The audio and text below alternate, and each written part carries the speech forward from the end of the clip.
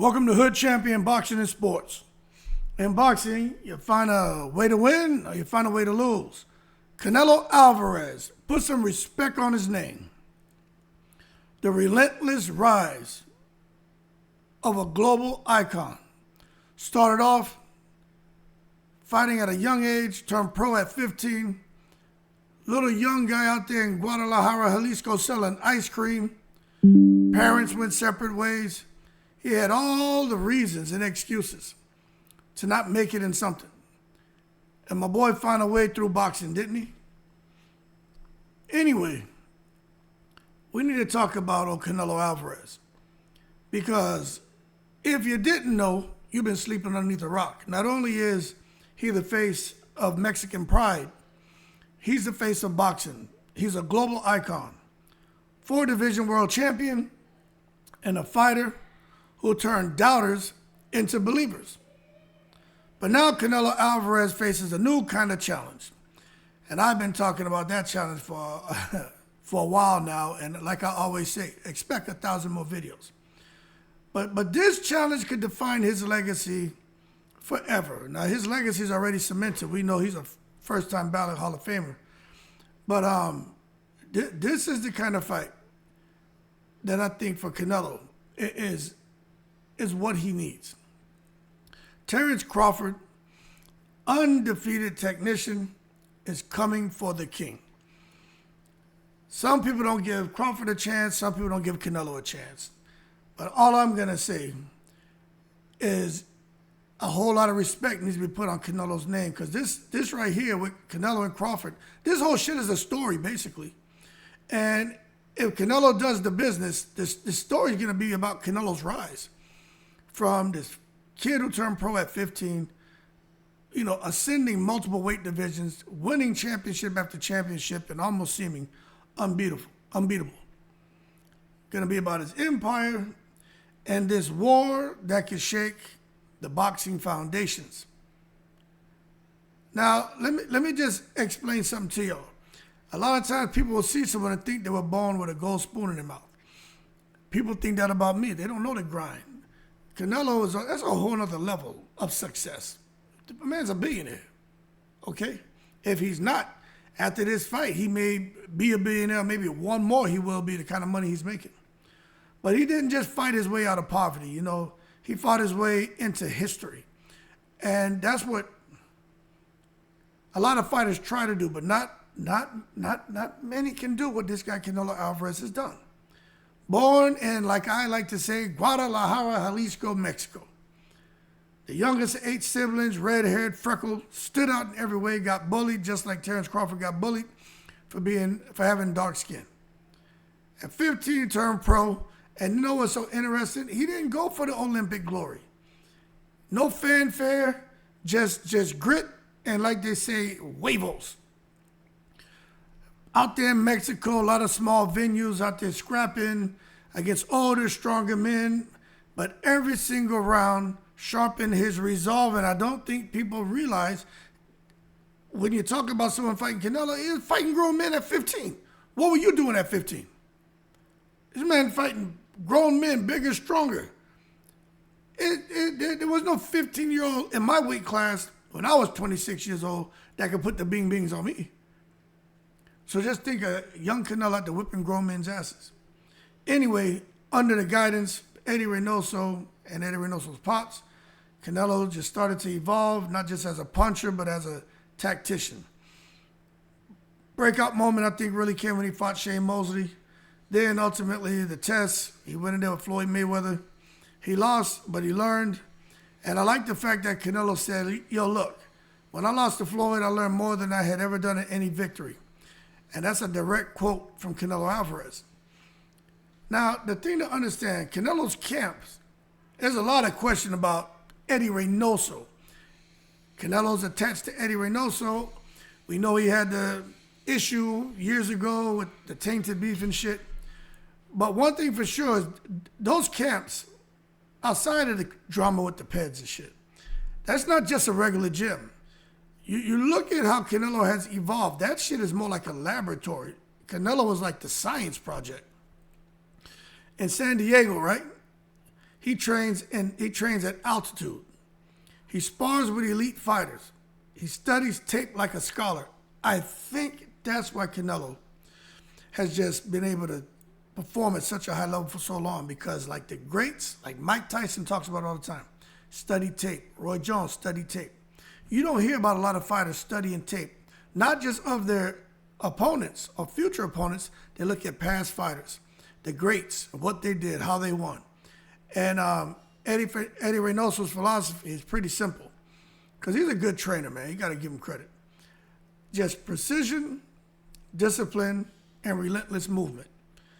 That's all you need to be effective in boxing. Now, for me, when I used to give briefings when I was in the military, I actually had my own little philosophy. It was play your card right. CARD was an acronym. C for communication, verbally, written, and then understanding your nonverbals and what they can communicate. A for attitude. Hey, if you don't have the right attitude, your success will be short-lived. R for being respectful, reliable, and responsible. And D for discipline. Mike Tyson summed that up the best, doing the things you don't want to do like you love it. So when I hear about Eddie Reynoso's philosophy, precision, discipline, relentless improvement, I identify with shit like that, because sometimes you need to be a bit philosophical for people to understand what you're trying to articulate. Now, we know Crawford's up there in the mountains training, and he comes out as a beast. But Canelo's training includes underwater resistance, explosive mitt work, meticulous recovery routines, and power boxing. You guys know Shane Mosley his dad trained him in power boxing. Canelo does something similar, where everything is to throw super hard shots and with every shot hurt or maim your opponent. That's why Canelo, he's evolved his style from being that creative combination puncher to just knowing what shots he throws well and making sure that when he lets those shots go, he's in position to fire. And he has a lot of success when he lets those hard shots go. And more times than not, when he hits somebody, they get on the back foot and they don't want nothing to do with Canelo's power. But every detail matters, every rep matters, and it shows up in his fights. Now, as far as him becoming a global superstar, look, he is a global superstar. His rise wasn't just about belts, you know what I'm saying? It was about branding. You know, he fought Triple G 3 times. Each bout was a war, a draw, and 2 wins. You know, some people have an opinion about that. I definitely do. I think he lost the first 2, but the bottom line is he got a draw and 2 wins. So you got to give him credit for that. Then he moves up to light heavyweight, faces Kovalev, knocked him out with a single right hand. Look, Kovalev was out here destroying people. Andre Ward wasn't able to do what Canelo did, but the bottom line is he got the business done. Then he unified super middleweight by defeating Caleb Smith, broke Billy Joe Saunders' face. I mean, a lot of people were happy about that shit.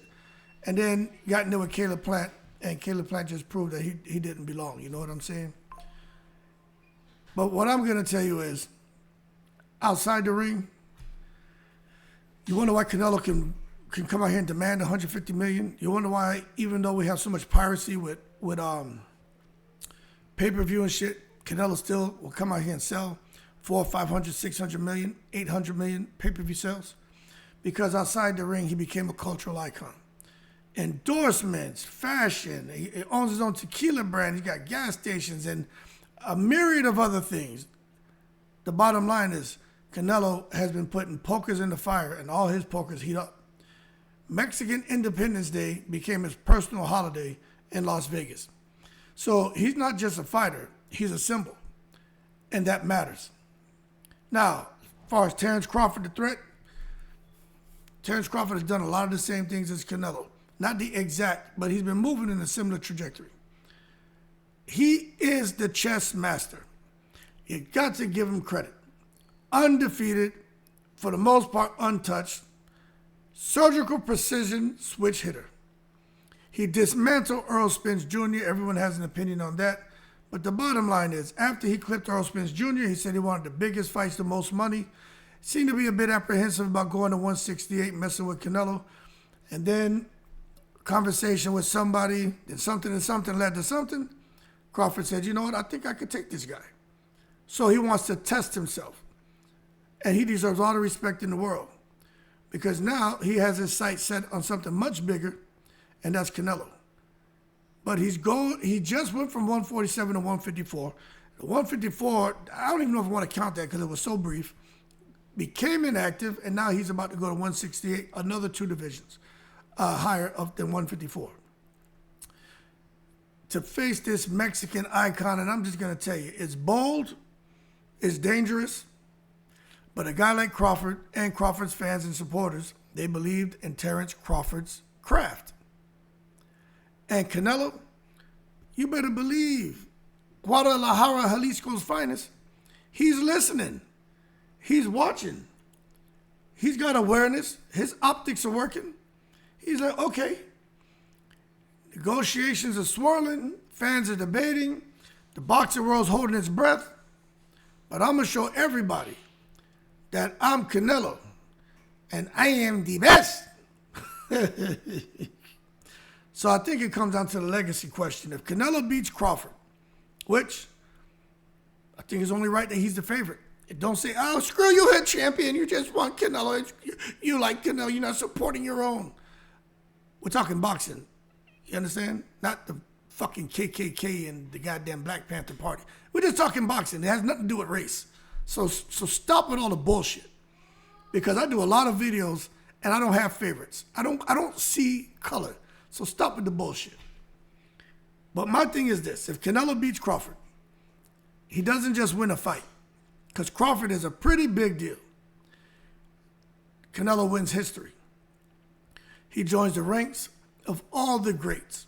But in particular, we talk about some of the Mexican greats. Salvador Sanchez, Juan Manuel Marquez, Eric Morales, Barrera, and then, of course, Julio Cesar Chavez. He becomes the undisputed king of boxing's modern era. But critics are going to remain, just like with Terence Crawford, he just can't make these people happy. But the pad accusations when it comes to Canelo, man, the matchmaking controversies. But you know what? Canelo just seems to take a deep breath and keep moving forward. You know what I'm saying? I remember he said, you know, I fight for my people, for my legacy, for greatness. He don't seem to have time for the bullshit. But I'll say this. He's 35. He's fought over 60 times. There's a lot of wear and tear on your body. But a whole lot of experience comes with that. His body has endured wars, man. His mind has conquered doubt. And his experience is beyond being measured. But he's not done. After Crawford, he could face Bertebiev at 175. You know, they could put Hamza Shiraz on him. Or it could be Chris Eubank Jr. if he beats Conor Benn in their rematch. I think they're fighting in November. The bottom line is, Canelo, the ship is going to keep sailing. Now, could he retire undefeated at super middleweight? I mean, I guess he could. He could do what the hell he wants, but it sounds like that money Turki Al-Sheikh is shelling out. Because you know when Turkey's in the house, every day is Thanksgiving. Sounds like Canelo ain't quitting anything. If anything, he'll clip Crawford, then he'll pivot and get right back to the ring, or he will flank left and start mentoring young fighters, put more time into expanding his business empire, or he just walks away from on top and says, you know what, I'm tired of doing everything. I got my own kids. My son seems to like boxing. And maybe he and Reynoso put their time and effort into developing Canelo's son. You just don't know. But one thing for sure, from the streets of Guadalajara, Jalisco, Mexico, to the bright lights of Vegas, Canelo Alvarez has carried the hopes of a nation, and he has inspired a lot of fighters. And it's not just Hispanic and Mexican fighters.